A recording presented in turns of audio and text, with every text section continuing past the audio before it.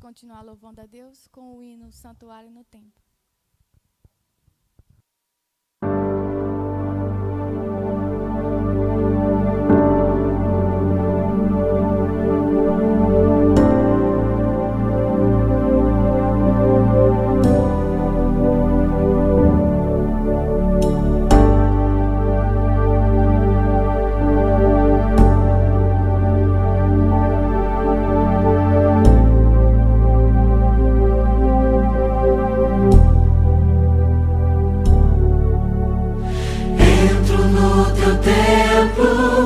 Santuário no templo, quero te adorar como tu desejas, quero te servir como tu me pedes. Todos são bem-vindos, aqui todos somos filhos, criados pelo mesmo Pai, amados pelo mesmo Filho.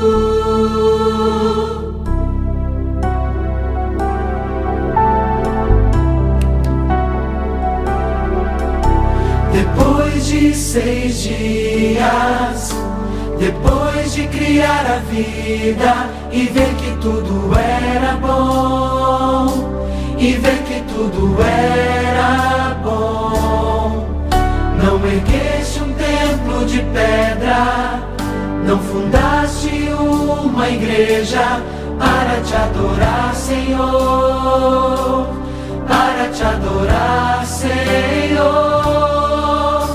Mas o primeiro templo que criaste no Éden foi o 7º dia, onde todos podem te encontrar.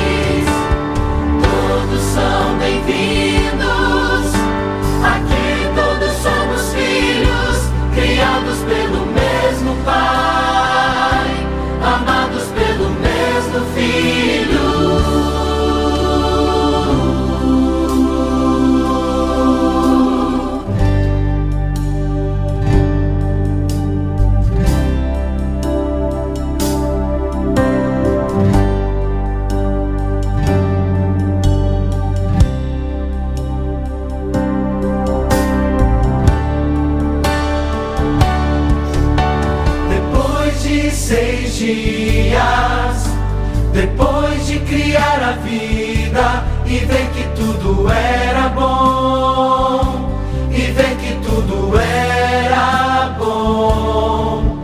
Não ergueste um templo de pedra, não fundaste uma igreja para te adorar, Senhor, para te adorar, Senhor. De um sábado a outro vamos juntos adorar, na eternidade, diante da beleza de tua face.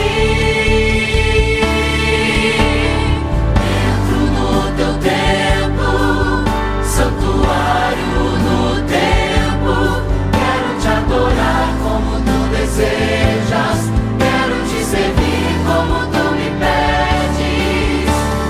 Todos são bem-vindos, aqui todos somos filhos, criados pelo mesmo Pai, amados pelo mesmo Filho. Entro no teu templo, santuário no templo, quero te adorar como tu desejas, quero te servir como tu me pedes. Todos são bem-vindos, aqui todos somos filhos, criados pelo mesmo Pai, amados pelo mesmo Filho.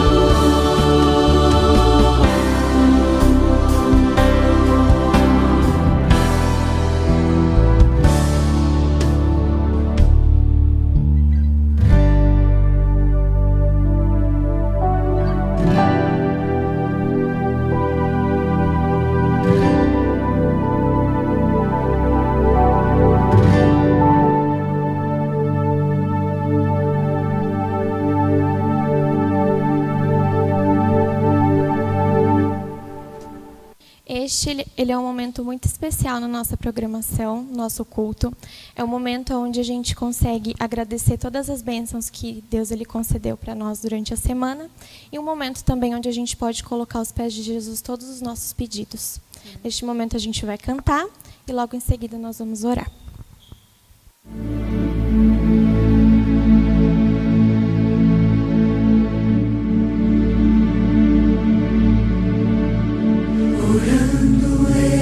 Recebo mais poder,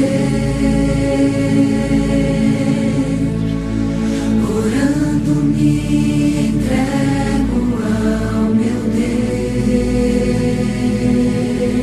Deus, orando me esqueço até do mundo, sinto paz em um segundo, sinto o céu bem junto a mim. Orando posso até tocar o céu, orando me entendo com meu Deus, orando digo a Ele o que sinto, ultrapasso o infinito, sigo ao trono de Deus, orando reconheço quem tu és, meus joelhos lanço aos teus pés, quero entregar a minha vida em tuas mãos, uma vida de oração.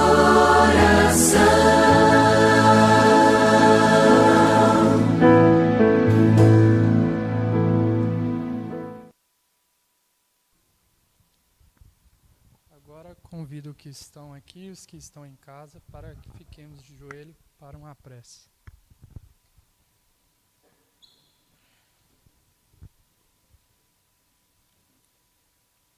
Senhor Deus, querido e amado Pai, Primeiramente, ó Pai, venho te agradecer, ó Pai.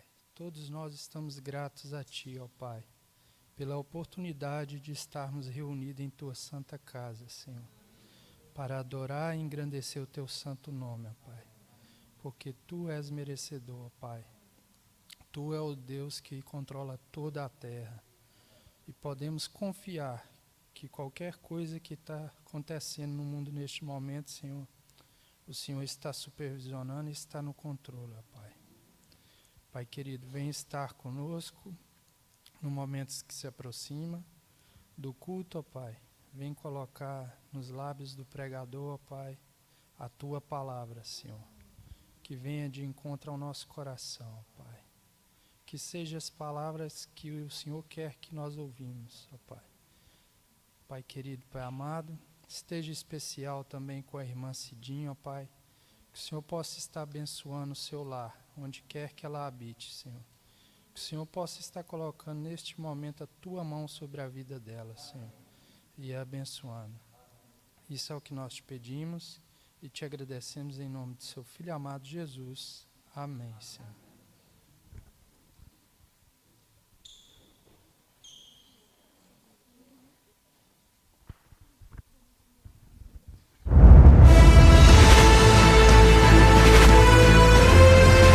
Provai e vede. História de hoje: Esperança rasgada.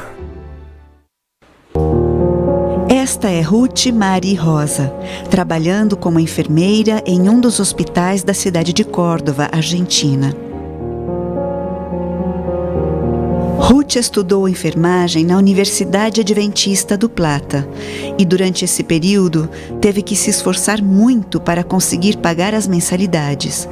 Mesmo assim, ela agradece a Deus pela oportunidade de trabalhar na colportagem. Este trabalho lhe ajudou a se desenvolver em várias áreas de sua vida. Além de ganhar dinheiro para seus estudos, ela também se sentia uma missionária, levando a mensagem do Evangelho por meio dos livros. O tempo passou. Ela se formou e estava trabalhando em uma clínica particular. Porém, não se sentia feliz. Os pacientes que eram tratados ali não tinham necessidade de Deus, e isto a entristecia muito. Ela não podia falar de Jesus ali, e muito menos abrir a palavra de Deus para algum paciente. Ruth orava diariamente ao Senhor, pedindo outro lugar para trabalhar, para ter a oportunidade de falar do amor de Jesus a outras pessoas. Então, enviou seu currículo a vários hospitais públicos e foi chamada para algumas entrevistas, mas encontrava muita dificuldade para ser admitida devido à sua exigência de não trabalhar no sábado. Pode entrar. Diretora, a pessoa das 9h30 já está aqui. Fala para ela entrar. Bom dia, com licença.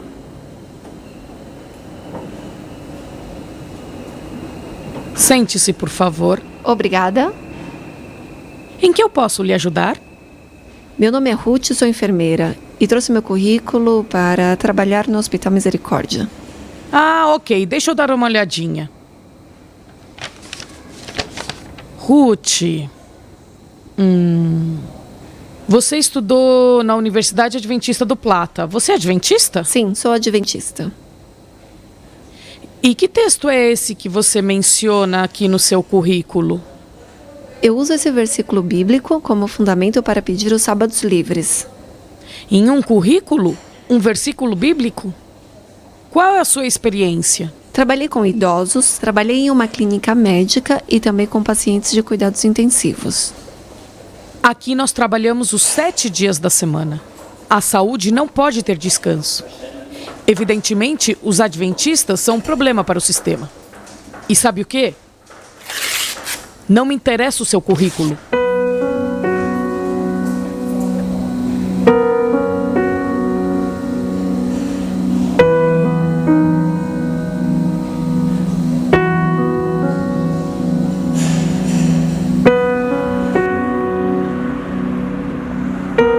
Ruth saiu desapontada daquele hospital, mas se sentia segura na mão de Deus, confiando que Ele atenderia o seu pedido. Pouco tempo depois, Ruth recebeu uma ligação do Hospital Halson, dizendo que haviam analisado o seu currículo, que deveria assumir o emprego imediatamente e que podia ficar tranquila, pois teria o sábado livre. Hoje ela se sente satisfeita, trabalhando naquilo que tanto sonhou e ainda com a possibilidade de falar às pessoas sobre a esperança que existe em Jesus. Sua história está repleta de momentos onde viu claramente a mão de Deus guiando os seus passos.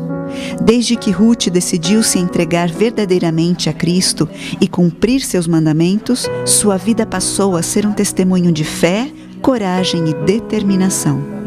Que você, querido irmão, também possa ter uma experiência enriquecedora ao lado do nosso Pai Celestial. Que lindo testemunho, não é verdade? Agora, quero convidá-los para este momento especial de adoração, através dos nossos dízimos e ofertas. Que Deus os abençoe.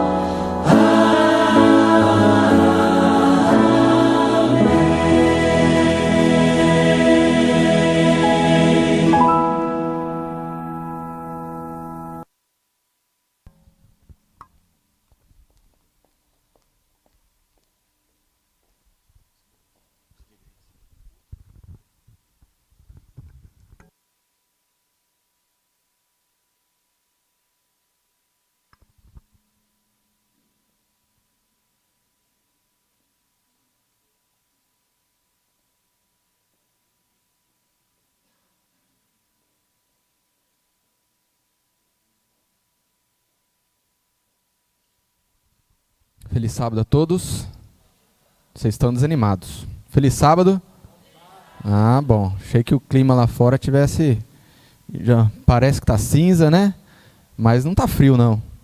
Então vocês estão desanimados por quê? Estão desanimados ou não? Sim ou não? Não? Acho que não. Eu sei que o Gutierrez já fez uma oração, mas eu gostaria que você inclinasse sua cabeça para nós falarmos com Deus novamente. Querido e amado Deus, o seu povo, ó Pai, veio até a sua santa casa de oração neste sábado, ó Deus, primeiramente, Senhor, para ter um encontro contigo, ó Pai. Nós estamos aqui, ó Deus, porque nós queremos render graças, honras e louvores ao teu nome, ó Deus. Pai querido, nós vamos estudar a tua palavra aqui hoje. Que o seu Santo Espírito, ó Deus, possa, através de mim, falar a esses corações.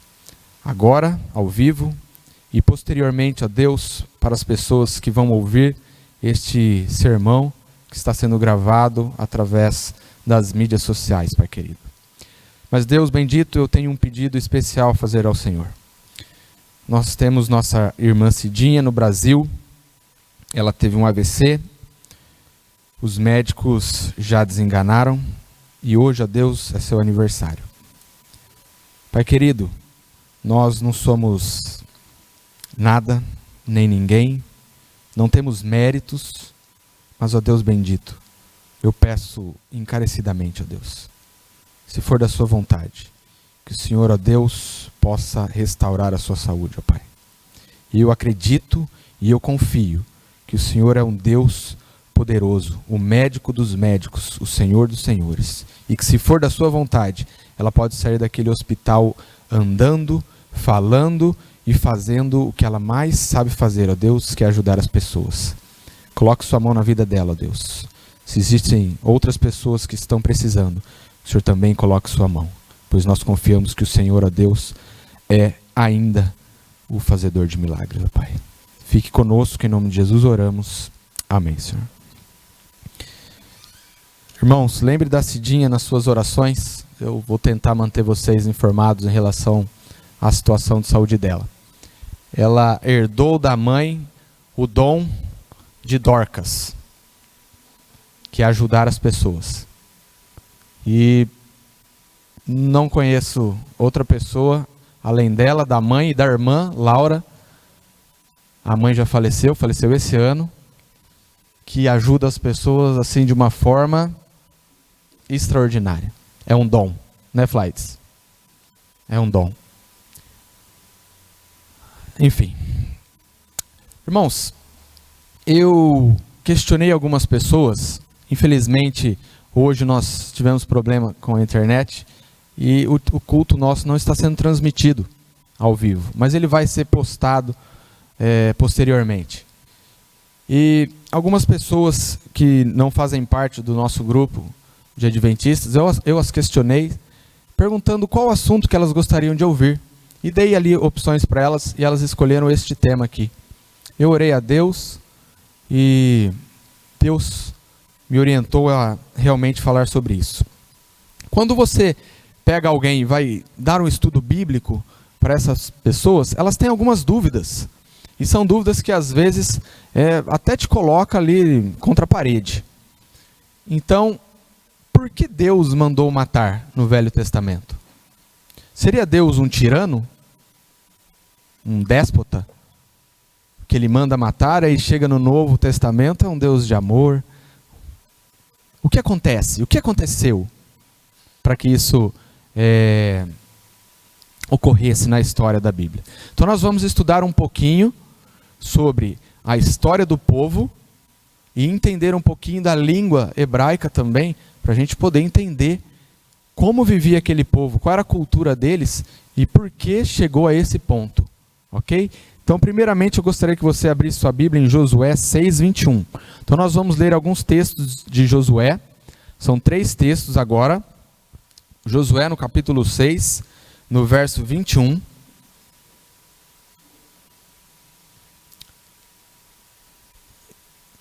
E você deixe sua Bíblia aberta, que nós vamos ler depois o capítulo 8 e capítulo 11. Então, Josué capítulo 6, verso 21. Amém? Posso ler? Vamos lá então. Diz assim: E tudo quanto havia na cidade destruíram totalmente a fio da espada, desde o homem até a mulher, desde o menino até o velho, e até o boi, gado, miúdo e ao jumento. Ou seja, passaram a faca em tudo. Josué 8:25. Pula aí, 2 capítulos. Lá nos diz o seguinte: E todos os que caíram aquele dia, assim homens como mulheres, foram 12 mil, todos moradores de Ai, que era a cidade. Agora o capítulo 11, no verso 15. Capítulo 11, verso 15 de Josué, nos diz o seguinte: E todos os despojos dessas cidades e o gado, os filhos de Israel tomaram para si. Tão somente a todos os homens feriram ao fio da espada, até que os destruíram. Nada do que tinha fôlego deixaram com vida. Uau! E agora você vem e fala: uau, que Deus é esse que manda passar faca em todo mundo? Existem 2 problemas agora que nós temos que discutir. O primeiro problema é das mortes. E depois, aparentemente, tudo isso foi realizado em nome de Deus. Não parece que é assim, quando o Estado Islâmico mata, não pode. Mas quando é Josué, está tudo bem? Abra sua Bíblia em Deuteronômio, capítulo 20.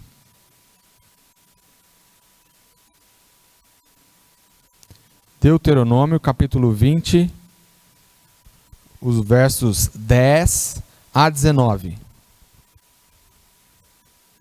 Quinto livro da Bíblia, Deuteronômio 20. Amém? Verso 10. Quando te achegares a alguma cidade para combatê-la, apregoar-lhe-ás a paz. E será que, se te responder em paz e te abrir as portas, todo o povo que se achar nela te será tributário e te servirá. Entenderam até agora? Chega na cidade. Se o povo quiser paz, eles vão abrir a porta. Você vai fazer aquele povo seu escravo, vai colocar tributo sobre eles. Ok? Verso 12. Porém, se ela não fizer paz contigo, mas antes te fizer guerra, então a sitiarás. 13. E o Senhor teu Deus a dará na tua mão, e todo homem que houver nela passarás ao fio da espada. Porém, as mulheres, as crianças e os animais, e tudo que houver na cidade, todo o seu despojo tomará para ti, e comerás o despojo dos teus inimigos, que teu Deus, o Senhor, te deu. Assim farás a todas as cidades que estiverem muito longe de ti, que não forem das cidades dessas nações. Porém, das cidades dessas nações que o Senhor teu Deus te dá em herança, nenhuma coisa que tem fôlego deixarás com vida. Antes, destruí-la-ás totalmente. Aos heteus, aos amorreus, aos cananeus, aos perizeus, aos heveus, aos jebuseus, como te ordenou o Senhor teu Deus, para que não vos ensine a fazer conforme a todas as suas abominações que fizeram aos seus deuses, e pequeis contra o Senhor vosso Deus. Quando sitiares uma cidade, por muitos dias, pelejando contra ela, para a tomar, não destruirá o seu arvoredo, colocando nele o machado, porque dele comerás. Pois que não o cortarás, pois o arvoredo do campo é mantimento para o homem, para empregar no cerco. Isso era orientação de Deus ao povo de como se portar na guerra. E parece aqui que Deus dá mais importância para as árvores, para a floresta ali, do que para os próprios homens. Não é verdade? Quem aqui já foi em Plymouth, aqui na... Como que chama ali o lugar deles? Na Plymouth Plantation. Quem já foi? Isso é uma história muito legal, porque nós ouvimos desde lá do Brasil, como foi colonizado, e nós temos aqui do lado, então, quando chegou lá o barco, o Mayflower, né, com os colonizadores, e aí encontraram aqui os indígenas, e aí no dia do Thanksgiving, que vocês que estão aqui sabem que ele talvez seja um feriado para muitos, até mais importante que o Natal, é o Thanksgiving. Para a gente que está no Brasil, a gente olha nos filmes, vê aquelas mesas fartas, o peru em cima da mesa, aquele monte de comida, e não entende muito bem o que é. Mas é a cultura deles, que é o Thanksgiving, e dá valor a isso. Então, quando a gente chega aqui, a gente começa a entender um pouquinho, que é um dia de festa, é um dia de alegria para eles. Mas lá em Plymouth Plantation tem uma placa dos indígenas. E a placa, ela não é muito legal para aqueles que estão por fora, porque ela, sabe o que ela diz? São os descendentes dos indígenas. E a placa lá diz o seguinte: olha, no Thanksgiving é um feriado muito legal aqui para os americanos, mas para a gente, nós, os que somos descendentes dos índios, não é legal. Porque eles chegaram aqui com a Bíblia numa mão, com a arma na outra, devastaram tudo, tomaram nossa terra, e agora fazem a gente aí até adorar o seu Deus. Então, quando é alegria para uns, não está sendo alegria para outros. Em 1 Samuel 15:3, eu gostaria que você abrisse ali sua Bíblia. 1 Samuel 15:3.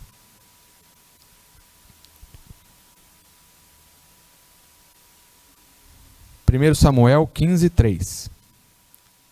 Estou escutando aqui as folhas das Bíblias passando. Hoje em dia você não pode mais falar abra sua Bíblia, agora é acesse sua Bíblia também. Então pode acessar sua Bíblia em 1 Samuel 15, no verso 3. Amém?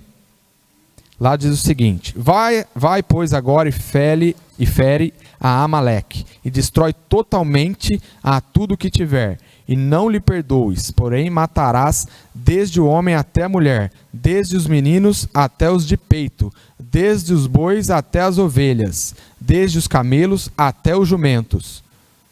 Uau, até bebezinho, passa a faca em tudo. Como adorar um Deus assim?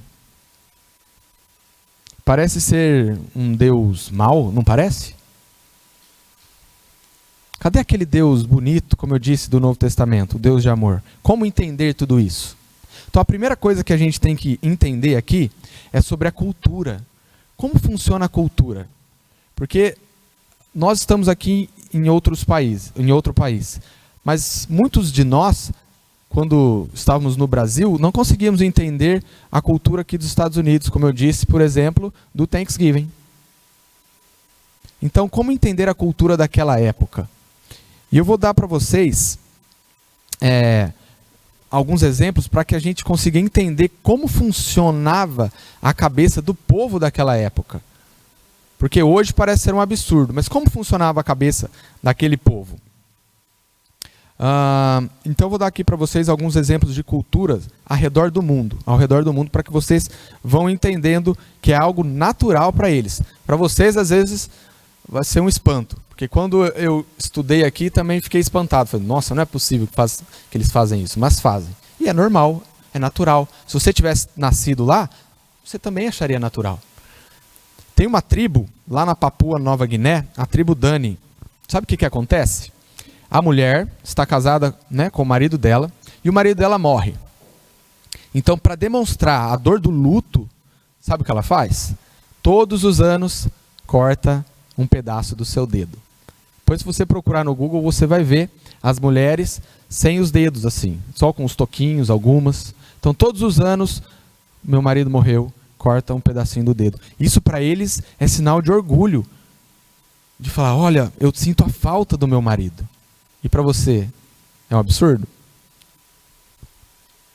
A tribo Yanomamis, lá do Yanomamis, eu acho que é do Brasil essa tribo, eles cremam os mortos, então morreu, crema o morto, dissolve a cinza na água e bebem, porque eles acham que fazendo isso, o espírito do falecido vai estar com eles para sempre. Entendeu a diferença? Na África subsaariana, as mulheres acima do peso são as mulheres mais atraentes para eles. São as mulheres lindas. O mundo aqui fora tem uma concepção diferente, né? Tem que ser modelo, magrinha, mas para eles, a mulher linda é a mulher que está mais cheinha. E eles colocam os pesos nas mulheres e quando eles têm aqueles concursos de Misses, eles colocam os pesos nas mulheres e as mulheres andam assim. Porque para eles o atraente é que a mulher ande parecendo um elefante. Cultura. Cultura. A tribo Tapirapé, lá do Mato Grosso, quando as mulheres estão no período fértil dela, o maior número de homens da tribo possível se deita com ela. E aí ela concebe, né, dá à luz a um filho, e ninguém é o pai. Mas na verdade todo mundo é o pai. A ideia deles é o seguinte: na nossa cultura é egoísta. Por exemplo, se eu tenho um filho e ele vai para o college, para a faculdade, eu vou pagar a faculdade dele. Mas se o pastor William Allen tem um filho, eu não vou vender minha casa para pagar a faculdade deles, do filho deles. Então, essa criança fica a criança da tribo. É a criança da tribo. A tribo toda é responsável por este filho. E o detalhe, as mulheres só podem ter 3 filhos. O 4º, eles matam. Algumas tribos no Tibete cumprimentam mostrando a língua. Então, se eu quiser falar oi, eu faço assim. Oi. Oi. Aí você fica mostrando a língua para todo mundo. Sai aqui. Cultura. O povo Toraja, no sul da Indonésia, isso é uma coisa dantesca. Eles desenterram os mortos quando tem um festival anual deles. Então morreu. Desenterram aquele corpo que estava embalsamado. Vestem ele com ternos, assim, igual nós estamos aqui hoje. Vestem com os ternos, gravatas. Dançam com eles. Fazem danças com eles. Passam perfumes. Isso em pleno dia, as crianças vendo, tudo acontecendo. Dão até comida para eles, também não sei como. E depois, no final do festival, eles vão lá, enterram de novo e está tudo bem. Cultura. Na Índia, santificam as vacas. E para nós brasileiros? Será que tem algum costume que os povos aí fora acham estranho a gente ter? Porque para a gente é até normal, tudo é normal. Nós vivemos e nascemos nessa cultura. Mas o que será que eles acham da gente? O que eles não entendem? Primeira coisa, o jeitinho brasileiro. Tudo a gente dá um jeitinho. É ou não é verdade? A irmã Fernanda não, que ela é portuguesa, e nem a Maria. E nem o nosso irmão. Né? O restante dos brasileiros é tudo jeitinho. Eles não entendem como a gente dribla as leis para termos benefícios. Também o que eles não entendem, como que a gente joga o papel higiênico usado num cestinho de lixo? Credo, isso é nojento. Tem que dar descarga nisso, como faz na América. Como que a gente toma 2 banhos por dia? Isso é um absurdo. E quando eu cheguei aqui na América, e a mãe da menininha que nós estávamos na casa dela, ela falou assim, vai tomar banho? Aí ela voltou e falou assim, mãe, já usei o paninho. Eu não entendi nada a princípio. Depois de algum tempo eu entendi o que era o paninho. Pra gente é estranho, né? E eles acham estranho, como que a gente toma 2, 3 banhos por dia? Usar talheres. Isso eu nunca tinha pensado. Mas quando você vai num restaurante, você pega o talher, você sabe como foi lavado aquele talher? Você sabe quem usou aquele talher? Eles preferem comer na Índia, por exemplo, com as mãos. Que eu sei onde eu coloquei minha mão, eu sei onde eu lavei minha mão, como eu lavei. Mas e o talher? Eles acham estranhos. Dar beijinho para cumprimentar. Aqui, quando eu cheguei, você acha um americano, você já vai, ô, tudo bem? Mas agora eu sei que não é assim. Ele não é muito de contato. Ainda mais um beijinho. Agora então, com máscara, acabou o beijinho. Os nossos feriados prolongados. Peraí, o feriado vai cair na quinta, já emendo a sexta, sábado, domingo, vou pra praia, uhul! Muitos deles acham que a gente é vagabundo. Não gosta de trabalhar, preguiçoso. Que isso? Você vai perder quinta, sexta, quem trabalha sábado e domingo, são 4 dias de trabalho. Você está perdendo dinheiro. Eu tenho um amigo que passou por isso. Usar sunga na praia. Aqui é estranho, não é, Elias? É estranho. Pediram até para tirar foto com esse meu amigo. Uau, ele usa sunga. É estranho. Outra coisa. Não é para todos, que eu sei que o Juliano é pontual.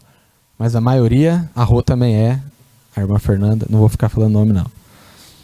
Mas tem uns que não são.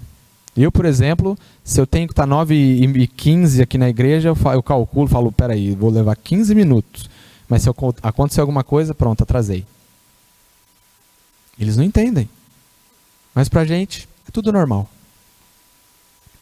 E os sociólogos, esses estudiosos que estudam realmente como funciona a cabeça e a cultura de um povo, você pensa, peraí, para mudar isso é fácil. Mas não é. Não é. É geração com geração com geração que vai aprendendo e vai sendo repassado. E vai repassando e repassando. E nunca acaba. Se eu falar aqui, por exemplo, agora, olha, nossa cultura não vai mais tomar refrigerante. E aí? Dá? Seria amém, né?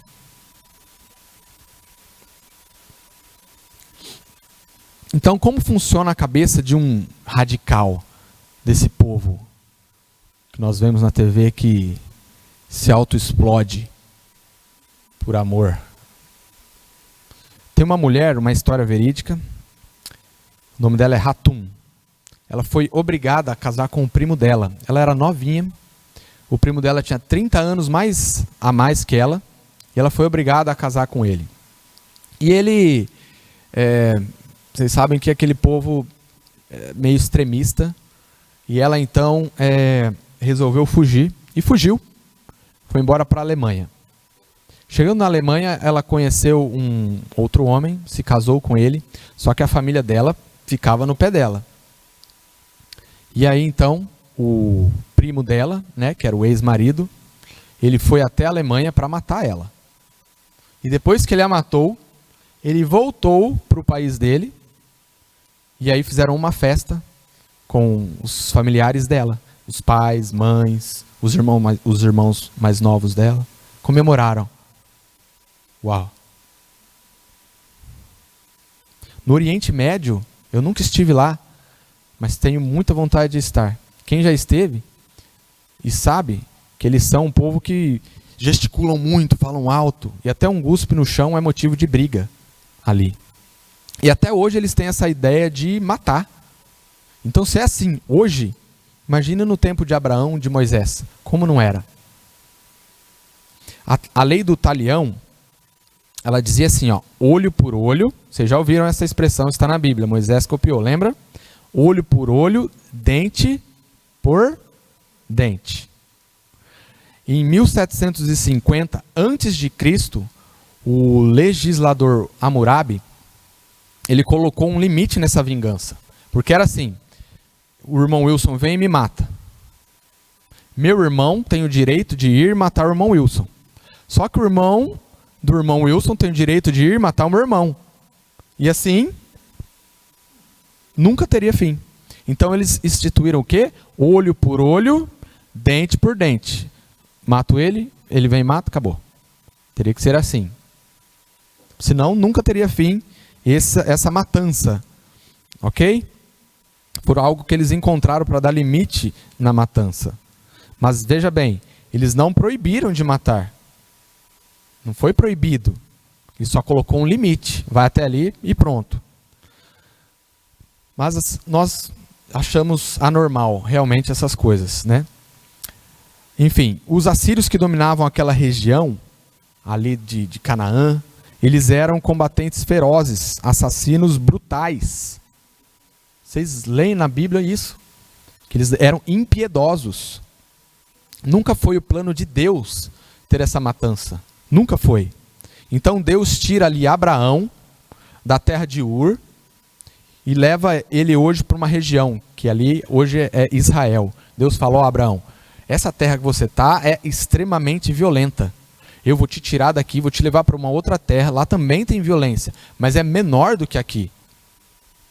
Então Deus faz uma promessa a Abraão, dizendo a ele que fará dele uma grande nação. E que vai abençoá-lo grandemente. Através dele, todas as famílias e todos os povos da terra seriam abençoados. Essa é a promessa que Deus fez para Abraão. Então Deus não chamou Abraão para ser um terrorista ou para ser um inimigo daqueles seus vizinhos. Deus chama Abraão para ele abençoar o restante dos povos. Inclusive nós hoje aqui. Ele chama para ser luz. Então Deus diz a Abraão que vai dar terras a ele. Mas nessas terras haviam outros povos morando lá. Certo? Então por que Deus disse que ia dar essas terras desses outros povos para Abraão? 4 coisas nós temos que entender. O primeiro é juízo, o juízo de Deus. Lá em Gênesis 15:16, Deus diz que, assim, na 4ª geração tornarão para aqui, a 4ª geração de Abraão, tornarão para essa terra, porque não se encheu ainda a medida da iniquidade dos amorreus. Olha só, não se encheu ainda a medida da iniquidade dos amorreus. Deus estava dando tempo. Tempo. Segundo lugar, Deus precisava de um lugar para nascer o Messias. Em terceiro, um lugar para guardar a verdadeira revelação de Deus. E em quarto lugar, Deus precisava de um lugar para ser o centro das bênçãos para o mundo. E era aquela terra que Deus havia escolhido. Gênesis 21, no capítulo 21, dos versos 15 a 34, e depois 22 a 19, em várias partes, na verdade, do Gênesis, vai mostrando que Abraão, ele foi adquirindo terras. Vai adquirindo terras. Como? Com guerra? Não. Em nenhum momento você vê Abraão tendo um exército e guerreando para conquistar terras. A não ser quando prenderam o sobrinho dele, lembram? Ló, que ele foi atrás com o exército e buscou. Mas fora isso, você não vai ver. Deus deu prosperidade a Abraão. E Abraão foi comprando terras. Foi comprando terras, poços, altares, túmulos, agricultura. E você encontra no Gênesis cerimônias que legitimavam a compra desses terrenos. É como se fosse a escritura para a gente hoje em dia. Ou seja, Abraão tinha escritura da terra que ele comprava. Tudo isso através de bênçãos que o Senhor dava a ele. E Abraão era um homem rico. Como que eu sei que ele era um homem rico? O rei do Egito não recebeu ele? Ué, se você vai se encontrar hoje com o Donald Trump, é qualquer um que se encontra com ele? Quem se encontra com ele? Quem tem algum poder, quem tem algum status. Ele tinha animais. O rei de Gerar se encontrou com Abraão. Você encontra tudo isso no livro do Gênesis. Abraão tinha escravos, prata, ouro, poços. Você sabe o que é ter um poço naquela época? O que era ter um poço? Você conhece e sabe que ali tem a região, a maior parte, é deserto. Certo? É como se eu pegasse meu carro e falasse, vou cruzar aqui a rota 66, mas vou com um tanque só. Dá para ir? Não dá. Tem que parar e abastecer. Então quem tinha um poço naquela época era rico. Todo mundo parava ali, tinha água. Então Deus abençoava Abraão, ele ia, cavava um poço, achava água. E aí ele construía cidades em volta. E de quem que era a cidade? De Abraão. Então Abraão, sem derramamento de sangue, comprou essas terras. A história vai seguindo. Depois de Abraão, nós sabemos o que aconteceu. Quando chega lá em José, e José é vendido pelos seus irmãos para o Egito, e depois então a família toda, lembra de Jacó, vai para o Egito junto. Lembram disso? E o povo no Egito começou a crescer, ficar numeroso, e Deus então fala, então agora eu vou tirar esse povo da terra do Egito e vou fazer voltar para a terra de Canaã. Certo? Mas pensa o seguinte, se você tem uma fazenda hoje, século 21 no Brasil, e abandona ela por 400 anos, o que acontece? Já vai ter alguém lá. Não vai? Já vai ter alguém lá. Imagine naquela época. Entenderam? Entenderam sim ou não? Estão comigo? Vou usar a frase do pastor William. Estão comigo ou semigo? Então, depois de um tempo morando no Egito, o povo já estava numeroso, como eu disse. Então, Deus resolve levar o povo para lá, para Canaã. Para a terra que legalmente era dos patriarcas. A terra era deles. Existia o contrato.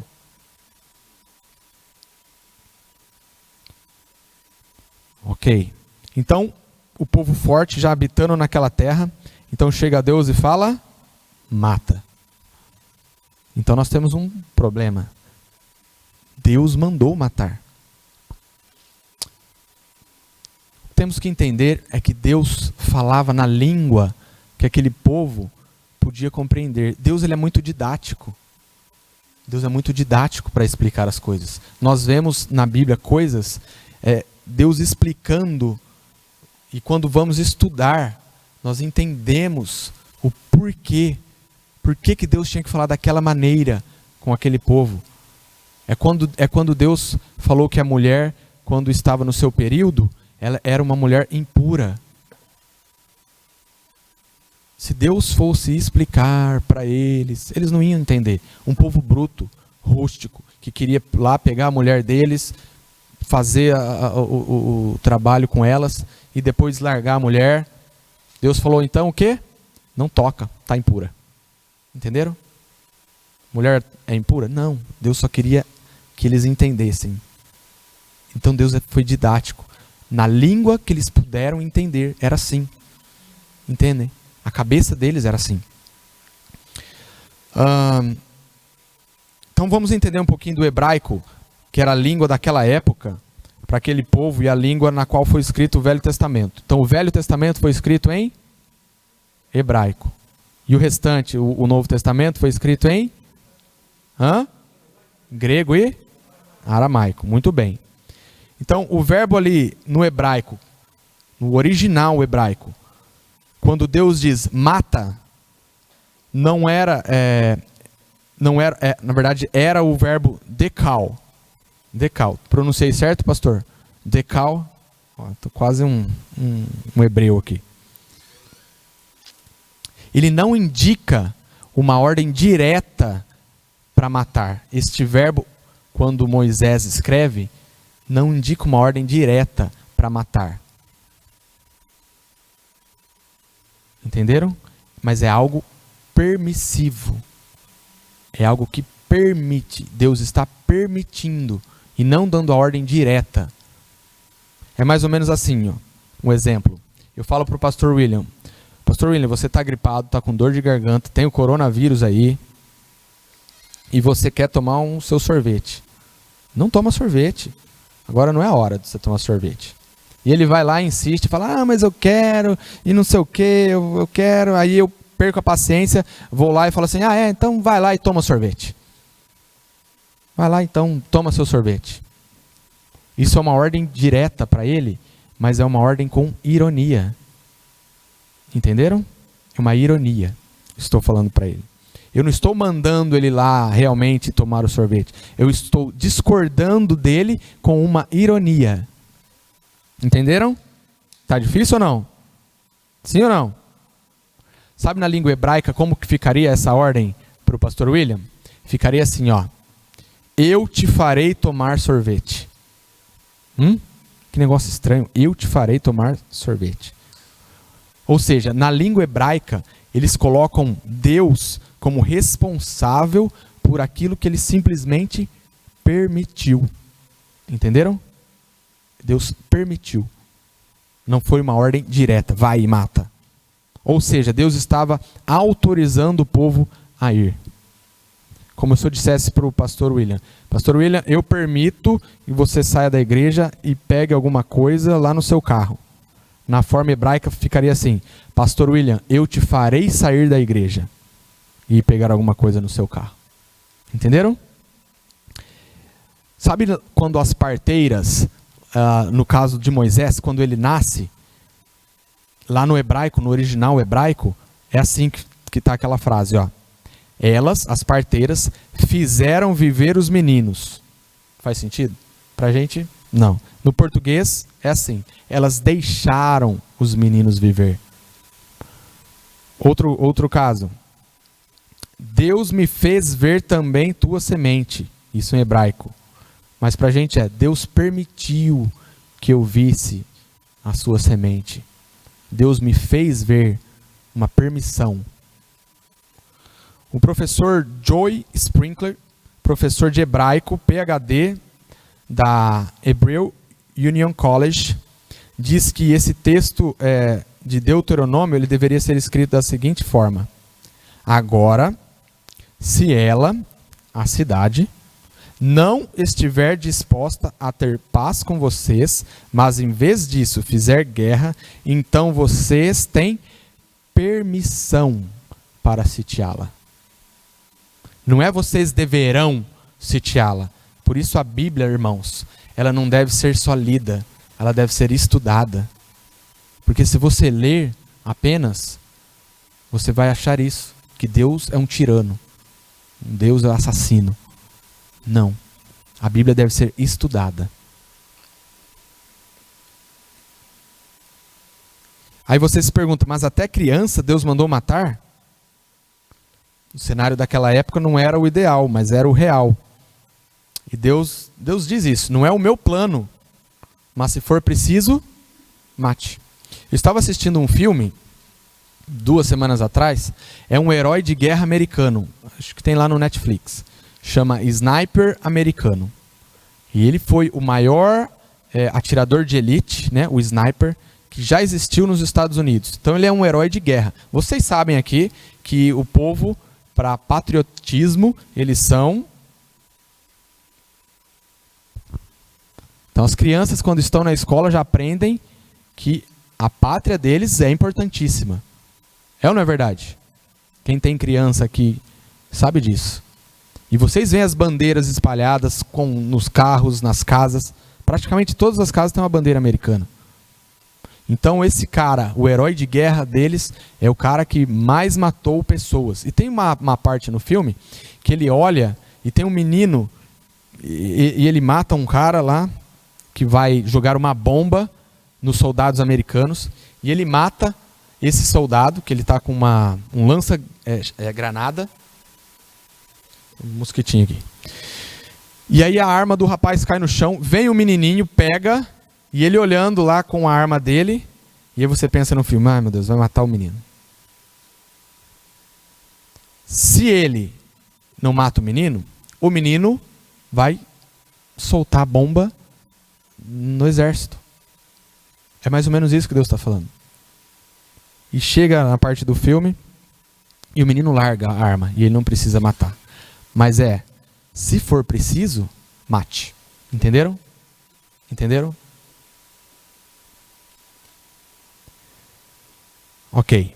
Um ponto a ser considerado. O extermínio dos cananeus não tinha nada a ver com raça ou religião. Ok? Não era assim, ou vocês me adoram, ou vocês viram israelitas, ou eu vou te matar. Não, não é isso. Não é nesse sentido. Tinha a ver com o julgamento, como eu disse.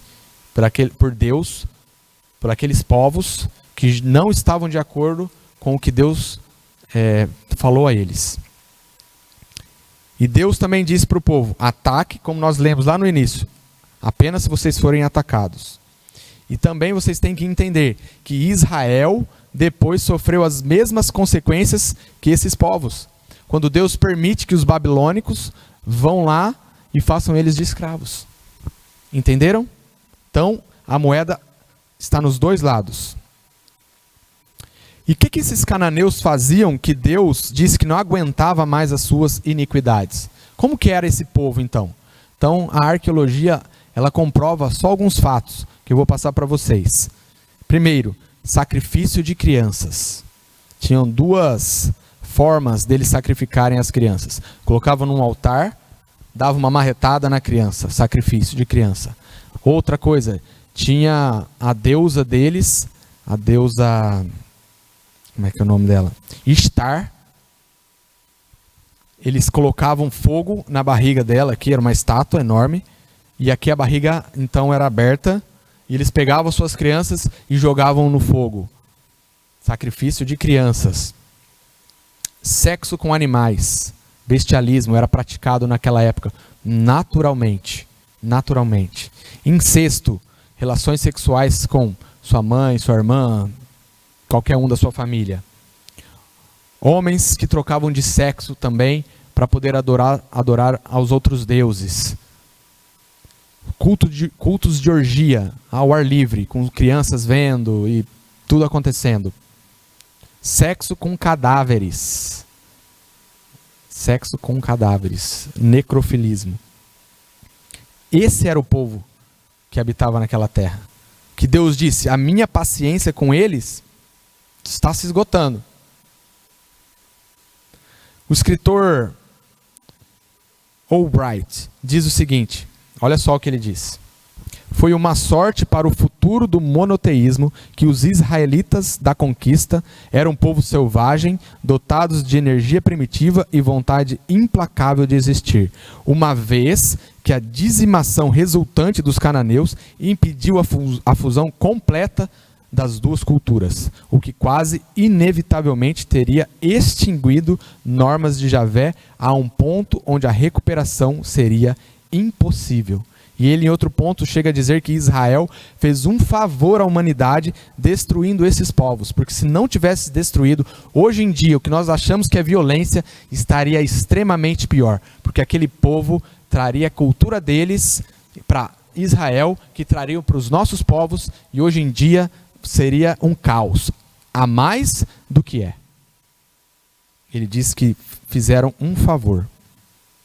Eu não sou também a favor da violência, eu acho que você também não é. Mas eu não acredito que você vai vencer ali o Estado Islâmico mandando flor e folheto para ele.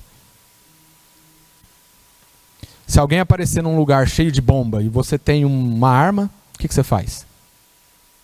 Ou você mata ele, ou ele vai levar, se ele entrar aqui, o resto da igreja. Você está entendendo? E a ordem para matar mulheres e crianças, como fica? Você conhece a figura de linguagem hipérbole? Talvez para os portugueses seja um pouco diferente, eu não sei. Hipérbole. O que é uma hipérbole? Vou ler para você o que o dicionário diz. Hipérbole é a figura de linguagem que ocorre quando há um exagero propositado em um conceito para definir algo de forma dramática, transmitindo uma ideia aumentada do autêntico. Em termos simplificados, a hipérbole consiste na expressão evidentemente exagerada de uma ideia. É tipo assim, ó. Nossa, que legal que veio todo mundo hoje aqui na igreja. Todo mundo veio aqui? O mundo inteiro está aqui? Isso é uma hipérbole. Ou quando sua mãe te olhava, quando você era criancinha, olhava para você e falava, hoje eu vou acabar com você. Isso é uma hipérbole. Entenderam? Exemplos na Bíblia. Jesus diz, é mais fácil passar um camelo pelo fundo de uma agulha do que um rico entrar no céu. Uma hipérbole. Ou, se o teu olho te faz pecar, arranca o do teu corpo. Lembra? Isso é uma hipérbole. Não é para você arrancar seu olho e jogar fora. Estão entendendo? Então as hipérboles eram usadas na Bíblia de várias maneiras. E tem um exemplo lá em 1 Samuel, no capítulo 15, no versos 7, 8 e 20, que diz assim, só para que você entenda. Então feriu Saul os amalequitas, desde Ávila até chegar a Sur, que está de frente do Egito. E tomou vivo a Agag, rei dos amalequitas. Porém, a todo o povo destruiu ao fio da espada. Olha só. Então pega os amalequitas, ele foi e destruiu todos.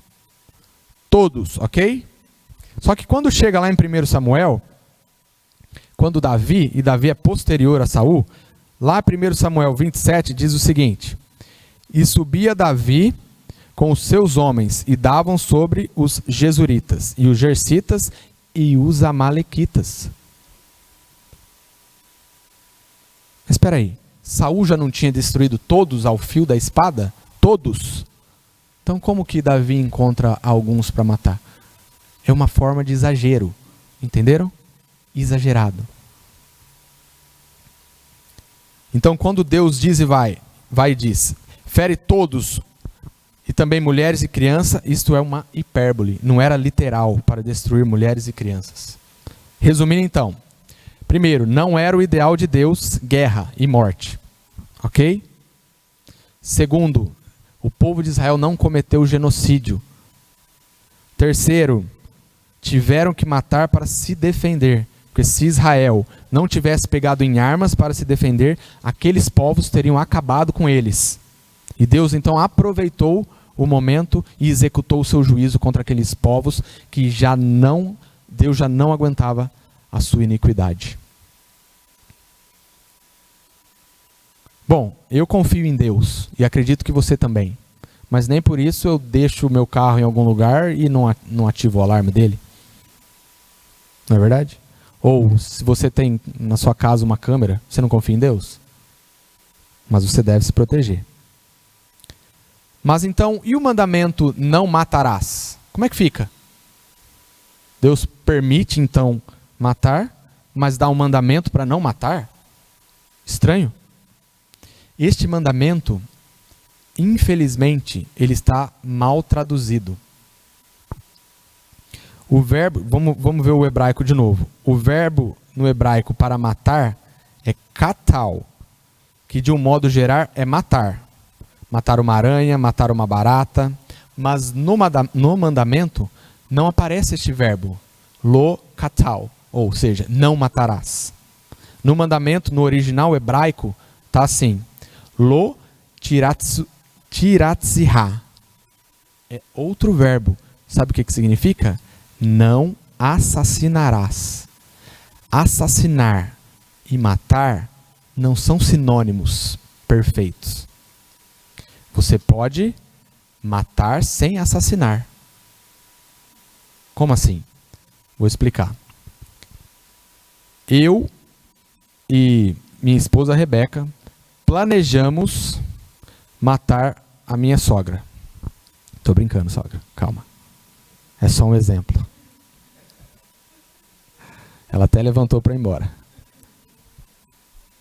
Se eu planejo matá-la, isso é assassinato. É premeditado. Entendeu? Se eu planejo.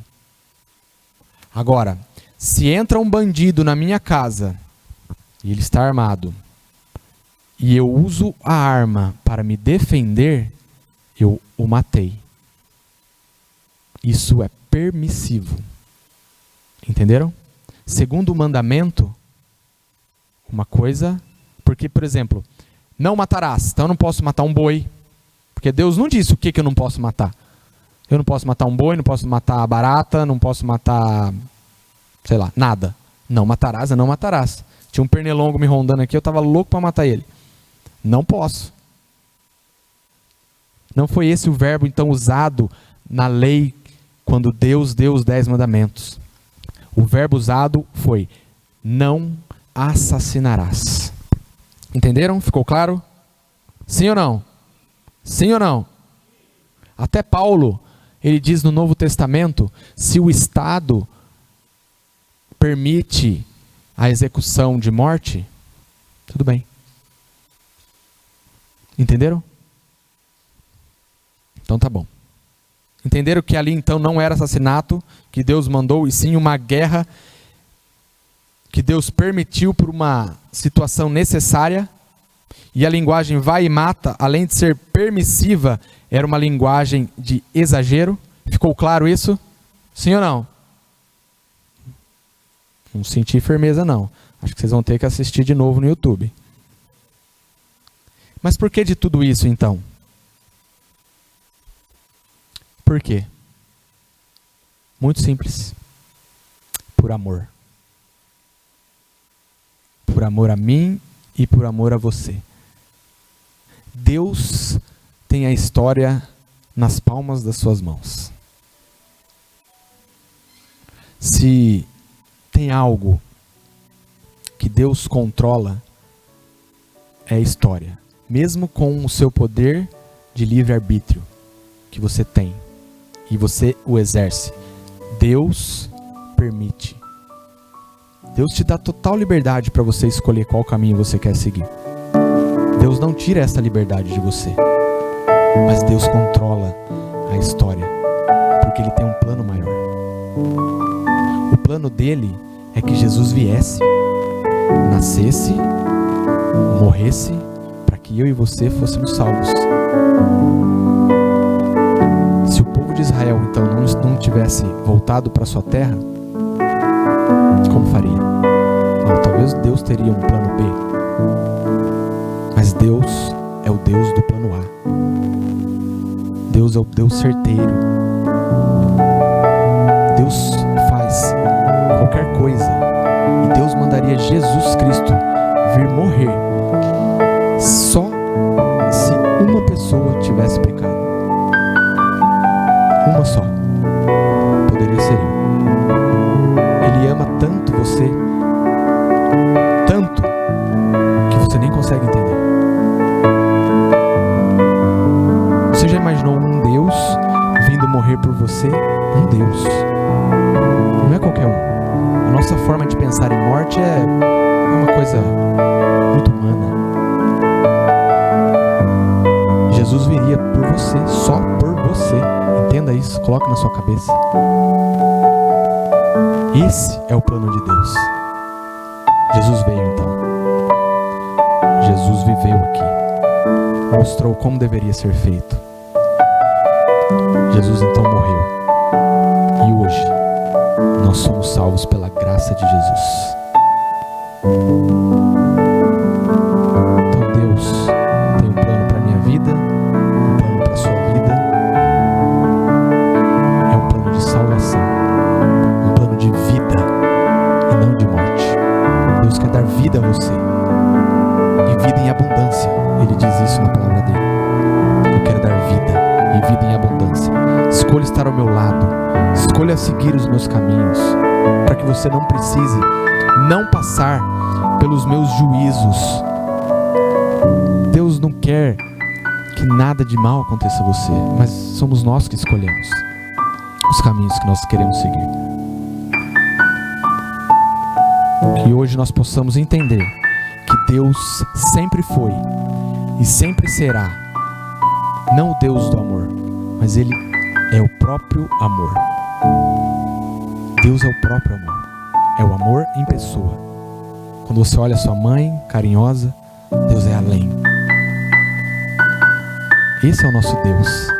E por toda a eternidade, se você escolher passar com Ele, você vai ter o amor dele. Por todo o sempre. E esse é o real plano que Ele tem para a sua vida. Que hoje você possa escolher: quero estar contigo, meu Deus. Tudo que eu faço, tudo que eu fiz, coloque nas mãos dele, peça perdão. E agora, você pode ter uma nova vida. Não interessa o passado. Vá a Ele, confesse. Vá a Ele, confesse. E venha até Ele. Venha até Ele e fala: meu Deus, vamos ter uma nova história. Uma história de amor agora. Porque o que eu vivi para trás, passou, ficou. Não interessa mais. Agora eu quero seguir ao Senhor fielmente. E naquele dia, que Jesus possa olhar nos teus olhos e dizer: vinde benditos do meu Pai, ao reino ao qual eu preparei para vocês. Vem desfrutar das bênçãos que tem aqui no céu, que essa terra vai passar. Que você coloque no seu coração o desejo de todos os dias estar com Cristo. Todos os dias, não só no sábado. Agora nós vamos chamar a equipe de louvor. Nós vamos cantar o hino 342, Grande Comandante.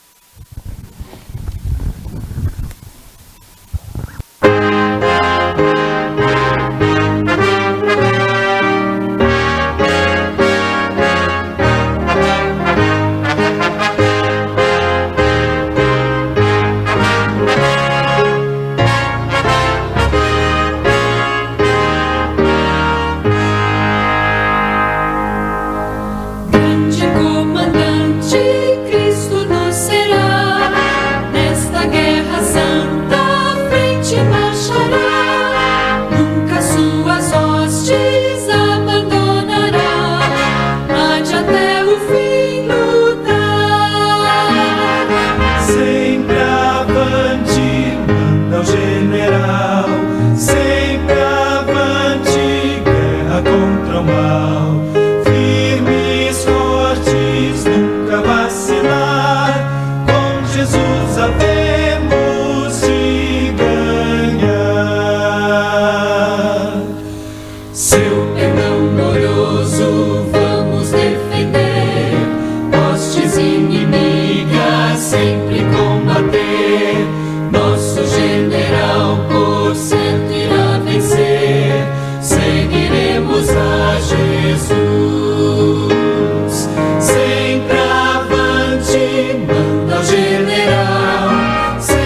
avante, guerra contra o mal.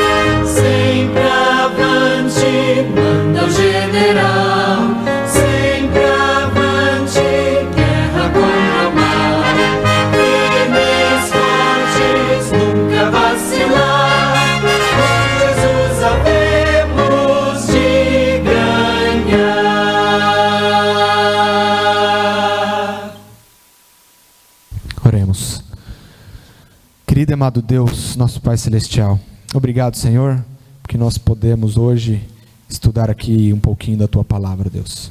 Que esse desejo, ó Deus, de conhecer a Tua Palavra todos os dias, ele possa, Deus, estar em nossos corações, ó Deus.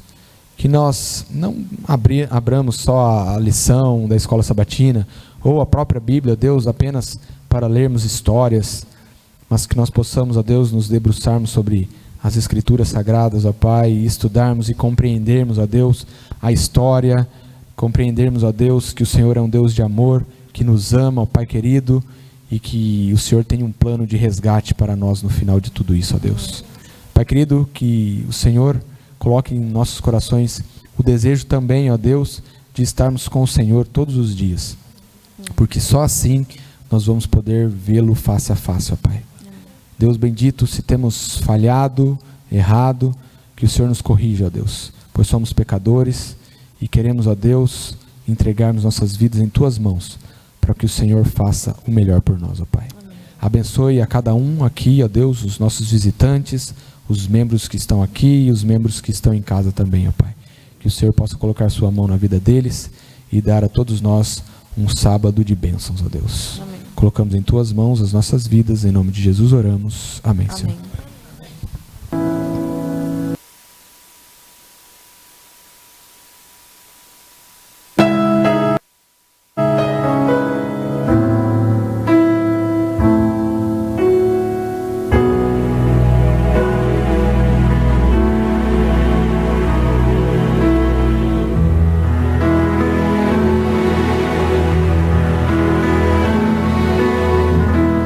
Em paz eu vou ouvir a voz de Deus. Em paz eu vou. Estou feliz,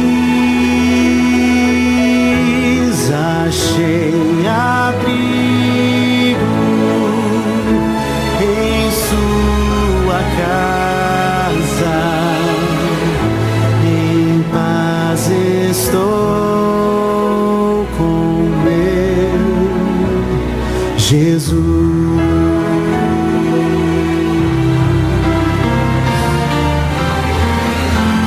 Em paz eu vou ouvir a voz de Deus. Em paz eu estou feliz, achei abrigo em Sua casa. Em paz estou com meu Jesus. Achei abrigo em Sua casa. Em paz estou com meu Jesus.